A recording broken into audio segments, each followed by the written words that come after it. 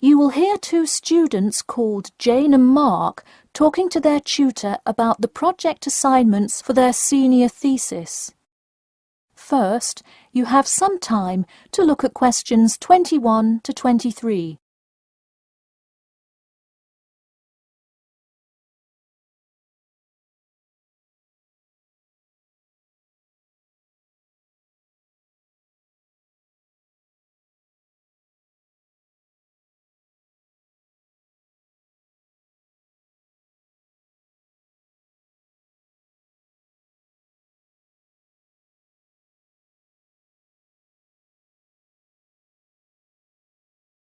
Now listen carefully and answer questions 21 to 23.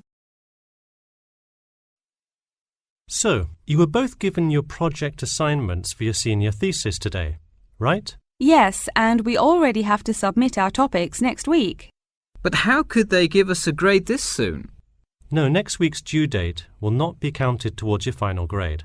The teachers are just going to read your topic and give you feedback. Oh, I see. So first we should come up with our topics, and then what? Well, once you know what you want to study, you need to think about how you'll study it. You need to decide on your research methods. The methods will be the main part of your paper. What about the results section? Well, I can give you feedback on that, but you will be the one carrying out an experiment, and thus will have to produce the results on your own. What I would like to do today is practice writing research papers before you even begin your report. I'll give you samples of old data from past experience, and you can practice writing results and drawing conclusions. I think that would be really helpful. Yeah, it sounds like a lot of extra work, but I'm sure it would make our actual project easier. You're exactly right. So let's get started. First, let's try this simple experiment on fruit flies. Read the information and then take 25 minutes to summarize a results and conclusion section. That's really important. Pay attention to the time limit. OK, does it still have to be 6,000 words? No, don't worry about that. What if we get off topic? I wouldn't worry too much. You'll have so much information to write about that it should be easy to stay on topic. Before you hear the rest of the talk, you have some time to look at questions 24 to 30.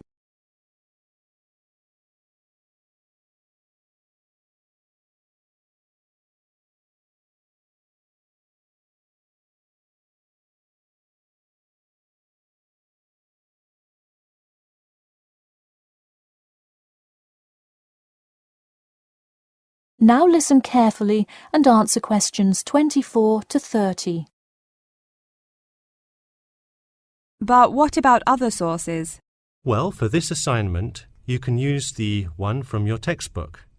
In your actual paper, you should find old experiments that support your topic. So do we need to find different types of sources? For instance, should I be conducting lots of interviews to use in my paper? No, there's no need to conduct lots of interviews or anything like that. OK, I'm ready to get started. I'm still a little confused, though, on how we should format our paper. Don't worry about it for now, but on your final paper, make sure to pay attention to the format. It should follow the guidelines exactly. Oh man, I'm starting to understand why they give us all semester to do this. Are there any other small details like that we should know about? Not a whole lot.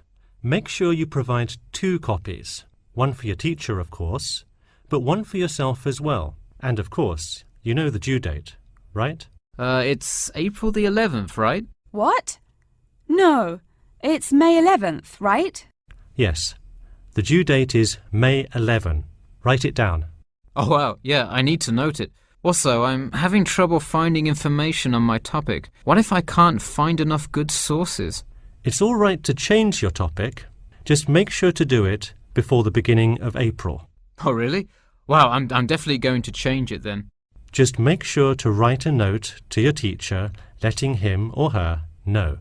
OK, so getting back to writing this sample paper, where do we start? Should I just explain the experiment and what happened? Well, you need to start with your hypothesis. What do you think will happen?